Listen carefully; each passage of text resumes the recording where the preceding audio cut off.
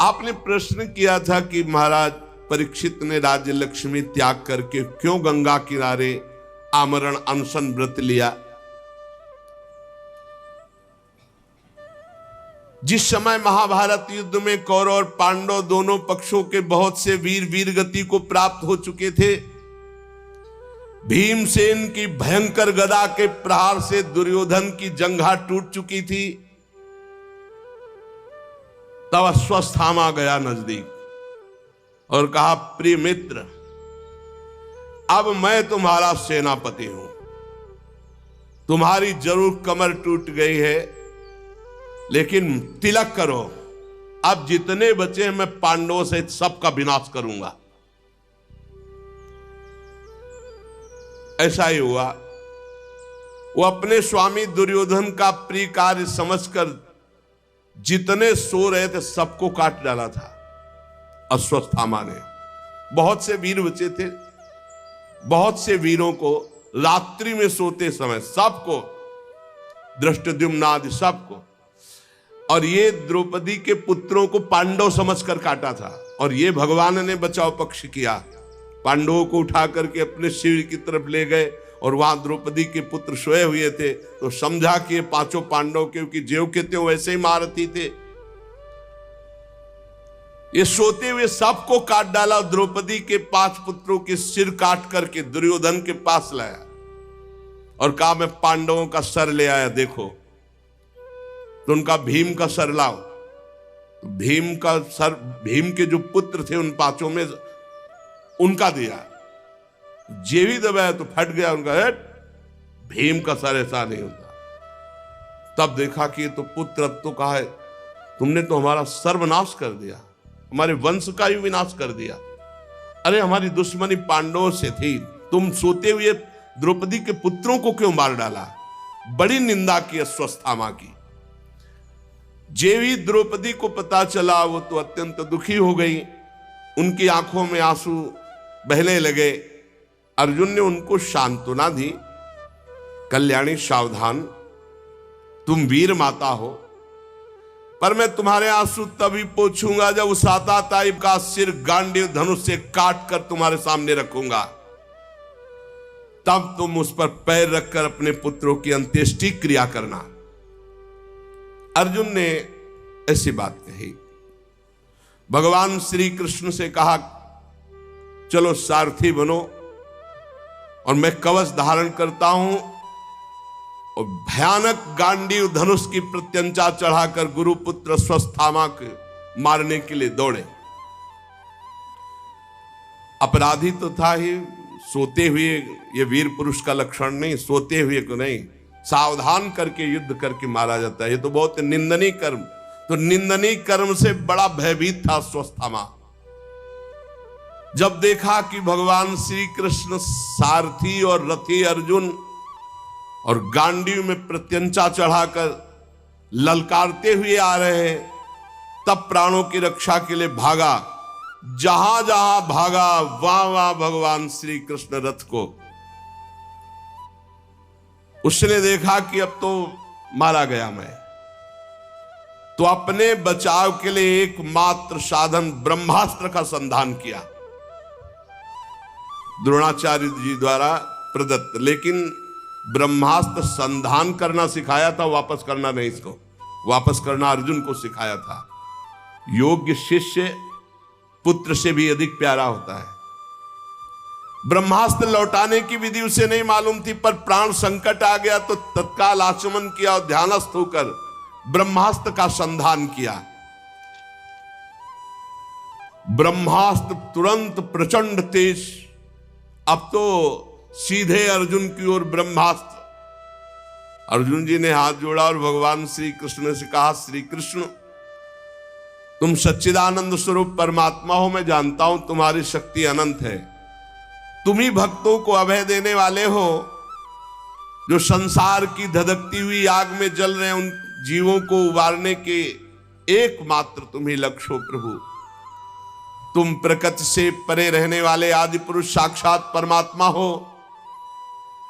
तुम अपनी स्वरूप शक्ति से बहिरंग एवं त्रिगुणमयी माया को दूर भगाकर अपने अद्वितीय स्वरूप में स्थित हो। तुम अपने प्रभाव से माया मोहित जीवों के लिए धर्मादि रूप कल्याण का विधान करते हो।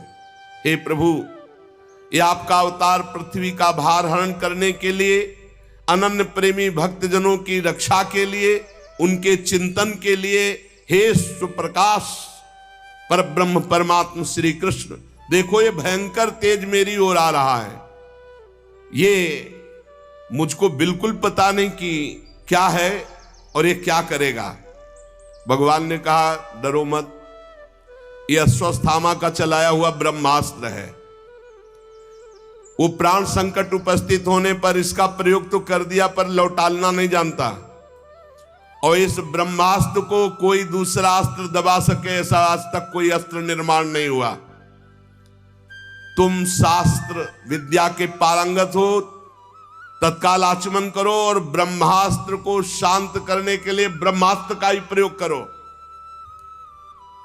अर्जुन विपक्षी वीरों के मारने में बड़े प्रवीण थे। भगवान की बात सुनकर आचमन किया और भगवान की 4 परिक्रमा की और ब्रह्मास्त्र के निवारण के लिए ब्रह्मास्त्र का ही संधान कर दिया।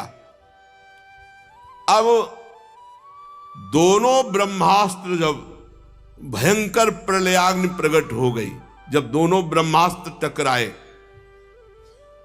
प्रजा जलने लगी। सबने समझा मानो प्रलयकालीन समय आ गया है। भगवान ने इशारा किया तो दोनों ब्रह्मास्त्र को शांत करके अर्जुन ने वापस कर लिया, क्योंकि अर्जुन को देखो, द्रोणाचार्य जी ने अश्वत्थामा को ये विद्या नहीं सिखाई, ये अर्जुन को सिखाई। फिर अर्जुन क्रोध से लाल होकर दौड़ पड़े और अश्वत्थामा को जाकर पकड़ लिया, जैसे कोई बलवान पशु को बांध लेता है, ऐसे बांध लिया और उठाकर लाए और रथ के पीछे के हिस्से में पटक दिया अश्वत्थामा को। भगवान श्री कृष्ण जी भी बहुत कुपित हो रहे थे। कहा अर्जुन, इसको छोड़ना बिल्कुल नहीं, इसने रात में सोए हुए निरपराध बालकों की भी हत्या की है। धर्मवेत्ता पुरुष, असावधान, मतवाले, पागल, सोए हुए बालक, स्त्री, शरणागत, रथहीन, पागल आदि को कभी नहीं मारते। महत अपराध है, ऐसा नहीं मारना चाहिए, और इसने वो सब कर डाला। ये दुष्ट है, क्रूर है, ये जीता रहेगा तो और भी महान पाप करेगा। मेरे सामने तुमने द्रौपदी से प्रतिज्ञा की थी कि जिसने तुम्हारे पुत्रों का वध किया उसका सिर उतार कर लाऊंगा। ये आताताई है, वध किया है, इसने अपने स्वामी दुर्योधन को भी दुख पहुंचाया। अर्जुन देख रहे थे कि भगवान बड़ी मुस्कुराहट के साथ आज्ञा दे रहे हैं, इसका मतलब कुछ रहस्य है। भगवान बार बार कह रहे हैं आताताई है, इसको मार डालो। भगवान रथ हाँक रहे, अर्जुन रथी पथ पे, पीछे अश्वत्थामा बंधा हुआ। अश्वत्थामा को पशु की तरह बांधकर निंदित कर्म करने से बहुत खिन्न, उदास द्रौपदी जी ने जे ही ऐसा देखा तो उन्होंने कहा नहीं नहीं, हमारे गुरु पुत्र का ऐसा अपमान नहीं होना चाहिए। नमस्कार, अश्वत्थामा को प्रणाम किया और कहा तत्काल बंधन मुक्त करो। गुरु पुत्र का इस प्रकार अपमान बिल्कुल नहीं। हे अर्जुन, रहस्य सहित सारे धनुर्वेद, उनका उपसंहार जिन गुरुदेव ने दिया वही गुरुदेव ही अपने आत्म पुत्र के रूप में विराजमान, हमको गुरु के समान इसका आदर कर रहा है। द्रौपदी जी ने कहा नहीं नहीं, जैसे मैं आज दुखी हो रही हूं ऐसे इसकी मां कृपी भी दुखी होगी। मैं नहीं चाहूंगी, छोड़ दो इसे, छोड़ दो। आर्यपुत्र तुम धर्मज्ञ हो, गुरु वंश का कभी अपमान नहीं किया जाता। गुरु वंश की सदैव पूजा करनी चाहिए, चाहे जितना भारी पाप बन जाए, कभी दंड नहीं देना चाहिए, कभी व्यथा नहीं पहुंचानी चाहिए। मैं दुखी हो चुकी, अब मैं और किसी को दुखी नहीं करना चाहती। इसकी माता दुखी हो ये मैं नहीं चाहूंगी। जो उच्छृंखल बलवान से भी, चाहे जितना बड़ा बलवान हो, यदि वो गुरुकुल का अपमान करता है, गुरुवंश का अपमान करता है, तो शोकाग्नि के द्वारा वह एक न एक दिन भस्म हो जाता है। द्रौपदी की बात धर्म और न्याय के अनुकूल थी, बिल्कुल कपट नहीं, करुणा और ममता से भरी थी। अतएव राजा युधिष्ठिर जी ने भी इन बातों का अनुमोदन किया। नकुल, सहदेव, सात्यकी, अर्जुन, भगवान श्री कृष्ण वहां उपस्थित सभी नर नारियों ने द्रौपदी की प्रशंसा की। भीमसेन ने कहा कि ये सब बातें एक तरफ रखो, जिसने सोते हुए बच्चों को काट डाला, ना अपने लिए ना अपने स्वामी के लिए, बल्कि व्यर्थ में मार डाला, तुम सब हटो, इसे घूंसे से मार डालता हूं अभी। भीमसेन ने, भगवान ने द्रौपदी की भी बात सुनी, भीमसेन की बात सुनी। अर्जुन की तरफ देख करके कहा, भगवान श्री कृष्ण बोले, अर्जुन मेरी दोनों आज्ञाओं का पालन करो। द्रौपदी की भी बात रह जाए और भीम की भी बात रह जाए।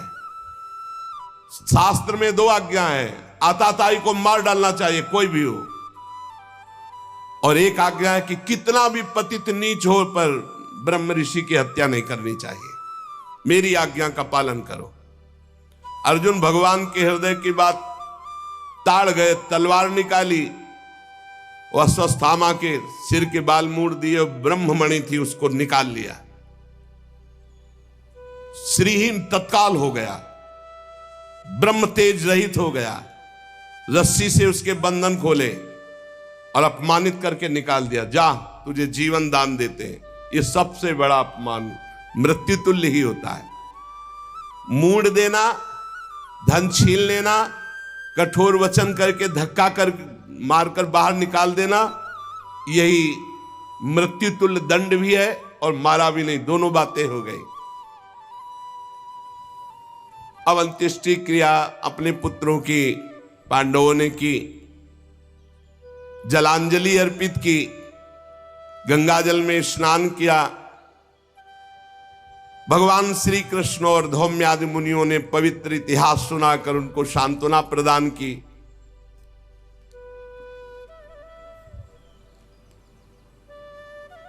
भगवान श्री कृष्ण युधिष्ठिर को राज तिलक, सिंहासन आरूढ़, सब काम ठीक अब हो गया। अश्वमेध यज्ञ करा दिए, जाने का विचार हुआ। युधिष्ठिर से और बड़े बुजुर्गों से भगवान ने कहा, अब हम उद्धव आदि के साथ द्वारिका। सबने विवश होकर के भगवान से प्रार्थना की कि अब आपको जाने की अनुमति कौन दे, आपके दर्शन मात्र से सुख मिलता है, पर जैसे आपको सुख मिले। भगवान के लिए दारुक ने रथ सजाया, छत्र चंवर आदि जैसे। भगवान बैठने ही जा रहे थे कि आवाज आई, प्रवा पाहि माम महायोगिन देव देव जगतपते, नान्यम तद भयम पश्चे यत्र मृत्यु परस्परम। प्रभु प्रभु रक्षा करो, रक्षा करो, आपके अतिरिक्त कोई नहीं है कि इस लोक में मुझे बचा सके, क्योंकि यहां सब परस्पर एक दूसरे की मृत्यु के निमित्त बन रहे। प्रभु ये देखो, कोई तेजो में बाण मेरे गर्भ की ओर दौड़ा रहा है। उत्तरा के गर्भ में महाराज परीक्षित थे। स्वामिन, मुझे भले मार डाले लेकिन मेरे गर्भ की रक्षा हो, मैं आपकी शरण में हूं। भक्तवत्सल भगवान ने दृष्टि डाली तो देखा कि ये नीच माना नहीं, ब्रह्मास्त्र का प्रयोग गर्भस्थ शिशु पे कर दिया अश्वत्थामा ने। और उधर 5 बाण संधान किए पांडवों को, कि वंशय नहीं रहने देंगे, पांडवों को भी नष्ट करने के लिए 5 बाण, और 1 बाण उत्तरा के गर्भ में विराजमान महाराज परीक्षित के नाश के लिए ब्रह्मास्त्र का प्रयोग। पांडवों ने देखा, बोले प्रभु ये 5 बाण तेजों में हमारी ओर आ रहे हैं। सबने अस्त्र उठा लिया। भगवान ने कहा, तुम सब शांत हो जाओ। ध्यान किया सुदर्शन चक्र का, यह अमोघ अस्त्र है, भगवान का पार्षद है, और सुदर्शन चक्र को रक्षा में लगा दिया। पांडवों की कोई भी अस्त्र शस्त्र अब छू नहीं सकता। देखो, ये कथाएं ही नहीं है, इनको जीवन में उतारना है। हर परिस्थिति में यदि हम भगवान का आश्रय लिए रहेंगे तो भगवान हमारी रक्षा करेंगे पक्का। सुदर्शन चक्र से निज जनों की रक्षा की। योग योगेश्वर भगवान श्री कृष्ण ने जब देखा कि पांडवों की वंश परंपरा जिससे चलने उस परीक्षित के ऊपर ब्रह्मास्त्र, तो तुरंत अपने माया के द्वारा कवच रच दिया। गर्भस्थ शिशु को कवच में, सुदर्शन चक्र की रक्षा में पांडवों को। ब्रह्मास्त्र अमोघ है, कोई शस्त्र उसको नहीं रोक सकता। फिर भगवान श्री कृष्ण का तेज सुदर्शन के सामने आते ही पांचों बाण शांत हो गए। ये कोई आश्चर्य की बात नहीं, भगवान सर्वाश्चर्यमय है। भगवान निज शक्ति माया से स्वयं अजन्मा होकर संसार की सृष्टि, पालन और लय करते हैं। भगवान श्री कृष्ण ब्रह्मास्त्र की ज्वाला तो सुदर्शन से, और आप अंदर सूक्ष्म रूप रख करके गर्भस्थ शिशु परीक्षित की रक्षा की। बड़ा सौभाग्य परीक्षित जी का, गर्भ में भगवान के दर्शन हो गए। ब्रह्मास्त्र की ज्वाला से मुक्त कर दिया पांडवों को भी और गर्भस्थ शिशु को भी। फिर भगवान ने सांत्वना दी और कहा अब चले। जब कुंती जी ने देखा कि भगवान जा रहे हैं, शौनक जी ने कहा सूत जी, अभी पीछे आपने बताया था कि अश्वत्थामा ने ब्रह्मास्त्र चलाया था उत्तरा के गर्भ में, तो ब्रह्मास्त्र का प्रभाव और गर्भस्थ शिशु बच जाना, यह कैसे हो सकता है? गर्भ में महान ज्ञानी महात्मा परीक्षित जी थे, तो हमें लगता है कि भगवान ने ही उस समय स्वयं रक्षा की होगी, क्योंकि ब्रह्मास्त्र से बचना संभव है। फिर दूसरी बात मेरी और प्रश्न बन रहा है कि परीक्षित जैसे धर्मात्मा से कोई अपराध बन जाना, उनके लिए साप होना, श्री सुखदेव जी का ज्ञानोपदेश करना, हम पूरा प्रसंग सुनना चाहते हैं। सूत जी ने कहा धर्मराज युधिष्ठिर अपनी प्रजा को प्रसन्न रखते हुए पिता के समान उसका पालन करने लगे। वो भोगों से निष्प्रिय होकर निरंतर भगवत स्मरण परायण होते हुए राज्य पालन करते, अतुल संपत्ति, बड़े बड़े यज्ञ करके भगवान की आराधना करते। जम्बूद्वीप के स्वामी, स्वर्ग तक उनका यश, क्या कमी थी महाराज युधिष्ठिर के पास? देवता लालायित होते ऐसे भोग थे। पर महाराज पांडवों को भगवान श्री कृष्ण के सिवा और कुछ प्रिय नहीं था। शौनक जी, जिस समय अश्वत्थामा ने ब्रह्मास्त्र चलाया, उत्तरा के गर्भ में ब्रह्मास्त्र का प्रभाव गया, तो वो बालक ब्रह्म तेज से जलने लगा ब्रह्मास्त्र के प्रभाव से। पर उस समय उस बालक ने देखा कि श्याम वर्ण एक तेजस्वी ज्योतिर्मय पुरुष आसपास उसके ऐसे घूम रहा है और ब्रह्म तेज बाहर आसपास। अब वो बालक को नहीं छू पा रहा, बस अंगूठे भर का वो श्याम रंग का तेजस्वी, बहुत ही निर्मल, अत्यंत सुंदर श्याम शरीर, बिजली की तरह चमकता हुआ पीतांबर, सिर पर मोर मुकुट, निर्विकार पुरुष, लंबी लंबी भुजाएं, कानों में तपाए हुए स्वर्ण के सुंदर कुंडल, आंखों में लालिमा और हाथ में दिव्य गदा लिए हुए बार बार वो शिशु देख रहा है कि मेरे चारों ओर घुमा। तो कौमुदकी गदा के प्रभाव से गर्भस्थ शिशु में ब्रह्मास्त्र का प्रभाव नहीं पड़ पाया। जैसे सूर्य अपनी किरणों से कुहरे को भगा देता है, वैसे ही कौमुदकी गदा के प्रभाव से ब्रह्मास्त्र के तेज को उस महापुरुष ने शांत कर दिया। गर्भस्थ शिशु सोचने लगा ये कौन है। इस प्रकार 10 मास के गर्भस्थ शिशु के सामने भगवान श्री कृष्ण का साक्षात दर्शन और भगवान श्री कृष्ण की कौमुदी गदा के प्रभाव से ब्रह्मास्त्र के तेज का शांत हो जाना, और तत्काल वो सोच ही रहे थे कि भगवान अंतर ध्यान हो गए।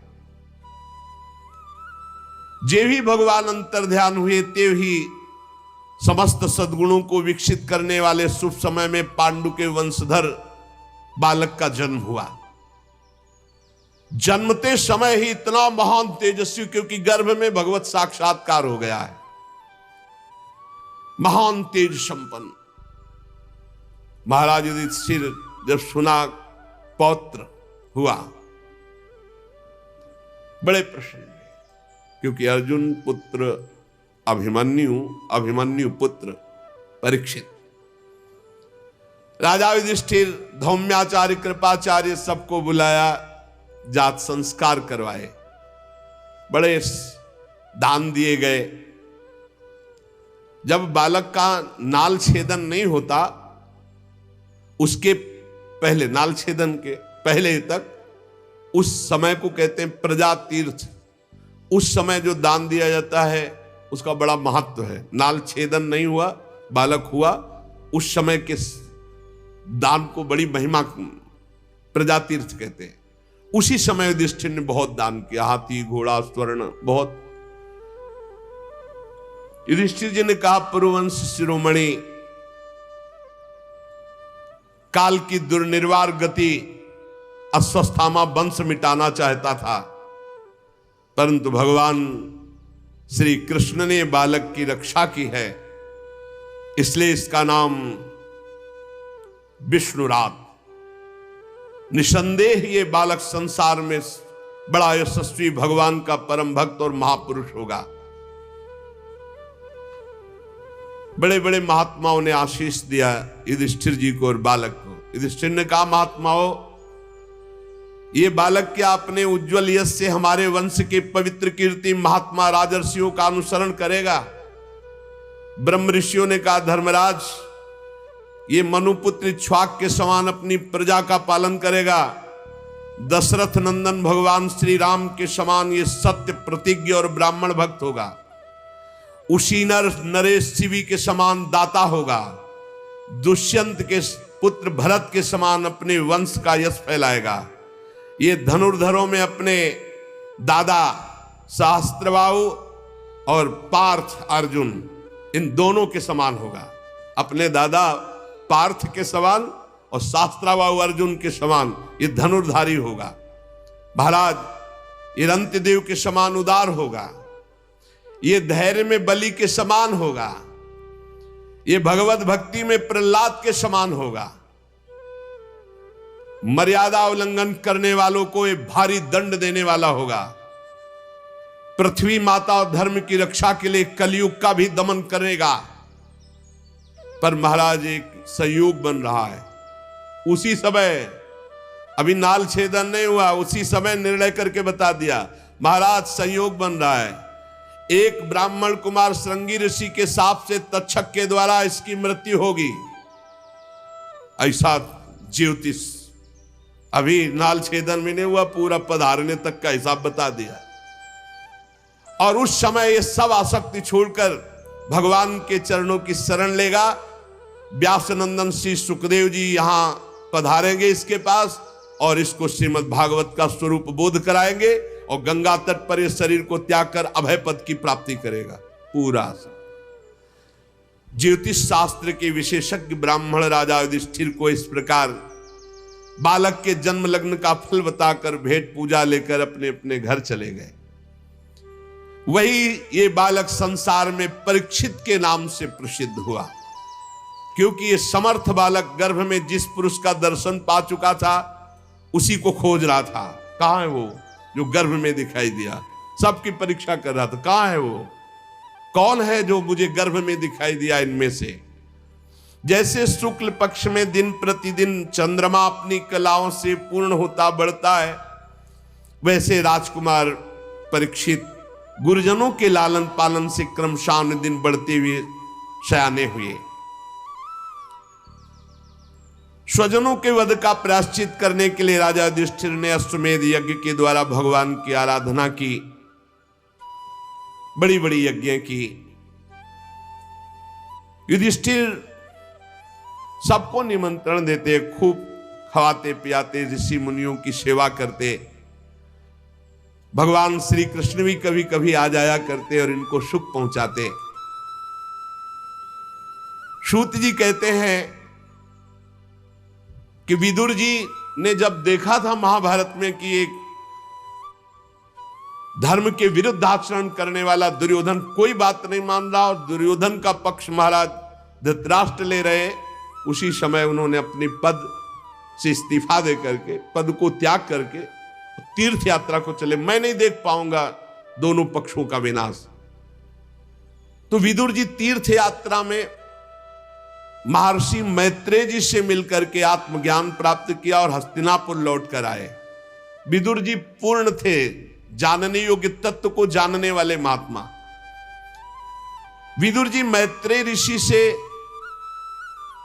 जितने प्रश्न किए थे उनका उत्तर सुनने के पहले ही श्री कृष्ण में ऐसी स्थिति हो गई कि उत्तर सुनना हुआ ही नहीं।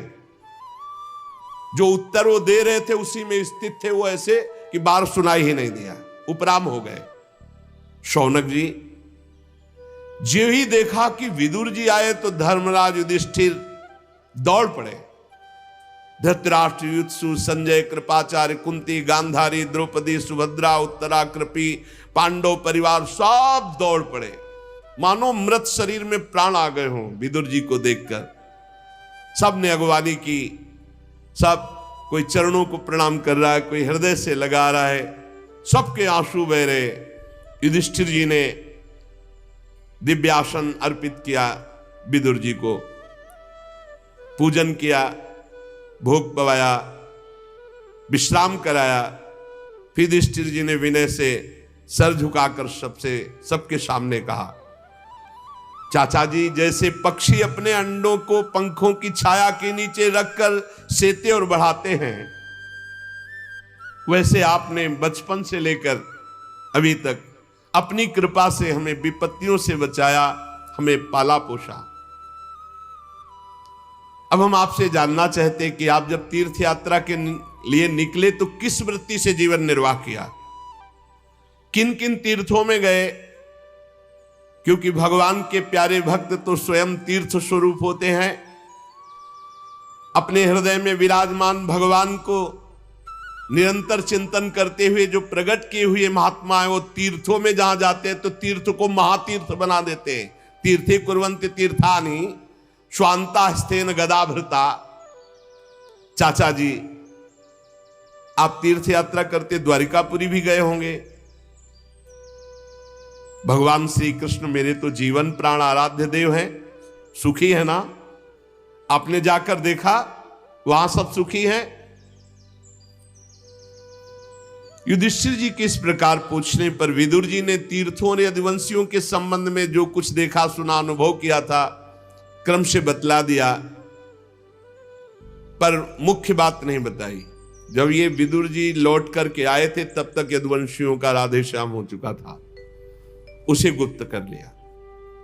क्योंकि करुणा में विदुर जी पांडवों को अपने सामने कभी दुखी नहीं देख सकते थे, इसलिए उन्होंने कोई असही घटना नहीं सुनाई, क्योंकि वो तो स्वयं प्रकट हो जाएगी, बताने की क्या जरूरत है। हस्तिनापुर में बड़े सम्मान से विदुर जी कुछ समय तक रहे। ये विदुर जी साक्षात धर्मराज हैं, मांडव्य ऋषि के साप से 100 वर्ष के लिए विदुर रूप में आए हुए थे मानव देह में। कई बार सत्संग में सुनाया है मांडव्य ऋषि की चर्चा। इतने दिनों तक यमराज की पदवी पर अर्यमा जी थे, उस पदवी में बैठते ही वो सामर्थ्य आ जाती है। ये दैवी संपदा से युक्त पदवियां हैं, तो अर्यमा जी ठीक पापियों को उचित दंड दे रहे थे। राज्य प्राप्त हो जाने पर अपने लोकपाल सरीखे भाइयों के साथ राजा युधिष्ठिर परीक्षित जी को देख करके बहुत आनंदित रहने लगे कि योग्य अधिकारी है। पर ये सब भूल चुके थे कि एक वो समय है जिसमें सर्वनाश होना है। पांडव भी ये भूल चुके थे कि अनजान में वो समय आ रहा है जिसमें हमारी मृत्यु होनी, सबको मरना है। परीक्षित जी का वो सौंदर्य, परीक्षित जी का वो सब प्रसन्न थे। देखते देखते भयानक समय आ गया जिसे टाला नहीं जा सकता। विदुर जी ने देखा काल की गति, धृतराष्ट्र से कहा महाराज अब भी तुम्हारी समझ में नहीं आता, वैराग्य दिलाने के लिए कटुवचन बोलना ही होता है। बड़ा भयंकर समय आ रहा है और तुमने बड़ा भयंकर देख भी लिया, फिर भी सुखी होकर इनके टुकड़े खा रहे हो यहां हस्तिनापुर के महल में बैठ करके। मुझे दिखाई दे रहा है सर्वनाश, अब भाग चलो यहां से, निकलो, बात की बात में सर्वनाश हो जाएगा, भागो यहां से, अपना काम बना लो, भजन कर लो। सब मारे जा चुके, फिर भी तुम्हें जीने की आशा है? शरीर बुढ़ापे का शिकार है या हस्तिनापुर में अब इनके शासन में पड़े हुए टुकड़े पार जीवित रहने की इच्छा? गृहपालवत, गृहपालवत कुत्ते, भीमापवर्जितम पिंडो मां दत्ते गृहपालवत, अहो महीयसी जंतुर जीविताशा यया भवान। कैसा मोह है कि अब भी जीने की आशा रखते हो, पूरे परिवार का विनाश करवा दिया, अब यहां इनके दिए हुए टुकड़े खाकर जीवन व्यतीत करते हो। तुम्हें संकोच नहीं हो रहा? तुम्हें अपने हृदय में ग्लानि नहीं हो रही? जिनको विष दे के मारना चाह, जिनको आग में जलाना चाह, जिनकी पत्नी को सभा में अपमानित किया, जिनकी भूमि छीन ली, जिनसे युद्ध किया, आज उनके दिए हुए टुकड़े को खा रहे हो, क्या गौरव रखते हो अपने अंदर?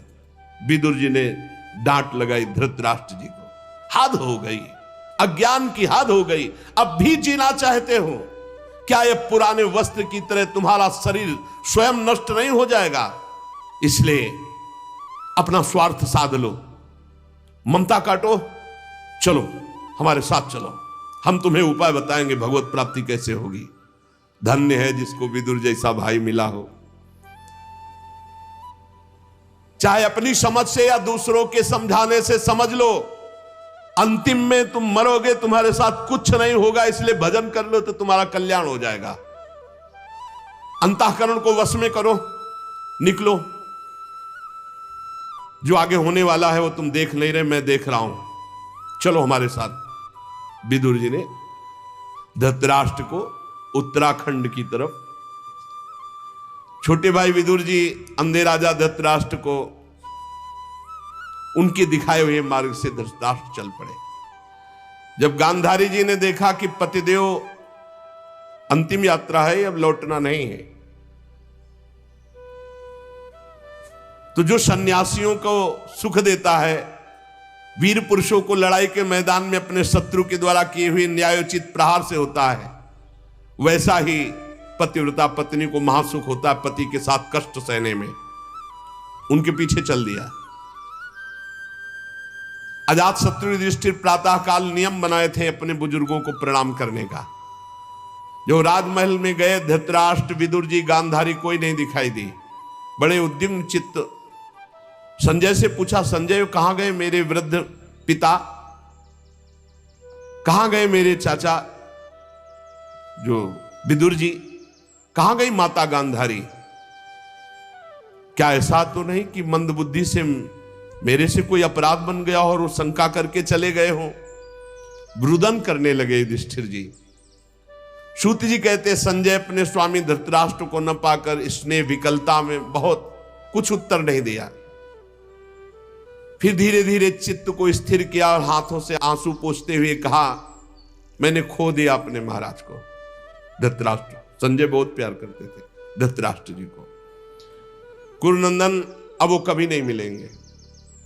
तुम्हारे चाचा और गांधारी महाराज, इनके संकल्प का तो मुझे पता नहीं, लेकिन मैं ठगा गया, वो मुझे छोड़कर चले गए।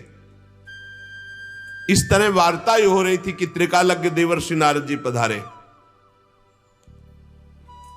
युधिष्ठिर जी ने प्रणाम किया, संजय जी ने प्रणाम किया। युधिष्ठिर ने कहा, भगवान आप त्रिकालज्ञ हैं, आप बता सकते हैं कि मेरे चाचा कहां गए, मेरे ताऊ कहाँ गए, गांधारी जी कहाँ गई, मैं बहुत व्याकुल हूं, क्या मेरे से कोई अपराध बन गया कि मुझे छोड़कर चले गए। शायद हो सकता है मैं मोह के कारण ऐसा कोई कार्य हो कर दिया हो जिसके कारण उनको ऐसा लगा हो, मेरे में संशय, और वो छोड़कर चल दिए। मैं बहुत दीन दुखी हूं, मेरे परिजन कैसे मेरे बिना रहेंगे।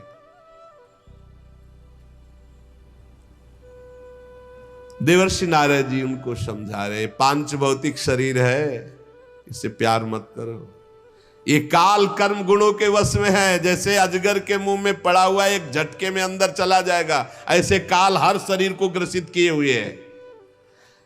हाथ वालों के बिना हाथ वाले, चार पैर वाले पशुओं के बिना पैर वाले, तृण आदि, उनमें भी बड़े जीवों के छोटे जीव, ये सब एक दूसरे के आहार हैं। जीव जीव आहार, जीव बिना जीव नहीं, पर जो निर्णय किया गया उतना ही आहार करो।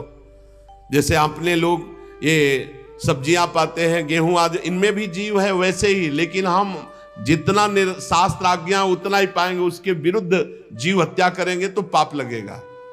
सब जीव से ही जीव जीवित है, घास में भी जीव है।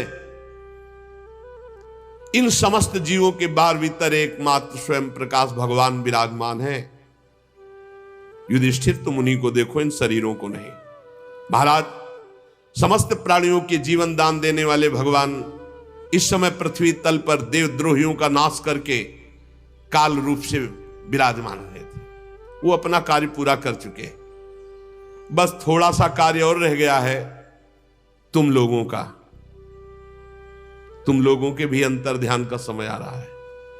धर्मराज, मैं देख रहा हूं जिनके लिए तुम विकल हो रहे हो, हिमालय के दक्षिण भाग में जहां सप्तऋषि प्रसन्नता के लिए गंगा जी ने अलग अलग 7 धाराओं के रूप में अपने को विभक्त कर दिया, सप्त स्रोत कहते हैं, वहां ले गए हैं विदुर जी धृतराष्ट्र और गांधारी को। त्रिकाल स्नान करवाते हैं, विधि पूर्वक अग्निहोत्र कराते हैं, और सारी कामनाओं को शांत करके केवल जल का पान करवा के और उनको बैठाल दिया है। विदुर जी के प्रभाव से इस समय धृतराष्ट्र और गांधारी ठूंठ की तरह अपने शरीर को शांत करके बैठ गए हैं। 5वें दिन आज के उनके शरीर में आग लग जाएगी, दोनों भस्म हो जाएंगे। पर्णकुटी सहित दोनों के शरीर भस्म हो जाएंगे, गांधारी जी का भी, धृतराष्ट्र का भी। विदुर जी अपने सामने अपने भाई को मोक्ष प्रदान करके, धृतराष्ट्र को और गांधारी को, पुनः तीर्थ सेवन के लिए चले जाएंगे। आप लोग शोक मत करो, मैं त्रिकालज्ञ हूं, देखकर बता रहा हूं। नारद जी बताकर चले गए। बड़ा विचित्र खेल है, इस संसार से सबको जाला है, कुछ साथ नहीं जाएगा। चाहे जितना लड़ाई झगड़ा करके राज्य एकत्रित कर लो, चाहे रुपया एकत्रित, बड़ा समय बलवान है, सब दिन होत ना एक समान। इसलिए भाई अपने कर्तव्य का पालन करते हुए नाम जप कर लो। जितना नाम जप करोगे, परोपकार करोगे, धर्म पूर्वक चलोगे, वही तुम्हारे साथ जाएगा। अन्यथा यहां से बड़े बड़ों को जाना पड़ा, पछता कर जाना पड़ा, यहां रुकना नहीं, इसका नाम मृत्यु लोक है। खूब नाम जप करो, भगवत सेवा, शेष चर्चा आगे। श्री राधा वल्लभ लाल की जय।